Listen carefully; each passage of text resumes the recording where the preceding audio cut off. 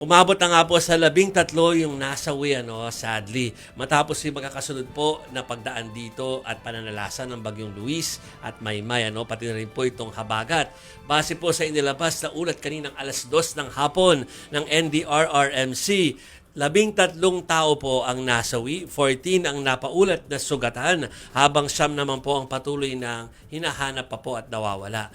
Umabot naman sa higit 135 million pesos ang halaga ng pinsala sa agrikultura, kung saan apektado ang nasa 6,000 magsasaka. Ipinag-utos naman ni Agri Secretary Francisco Chu Laurel Jr. ang pamamahagi ng insurance at credit assistance para sa mga naapektuhan po ng mga magsasaka.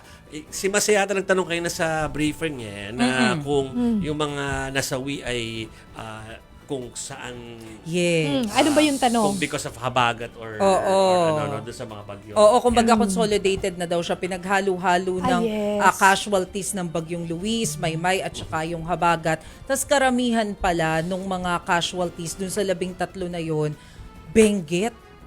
Dahil Norte din talaga, sa oo nga, landslide. So, sila talaga yung pinakang naapektuhan. At mukhang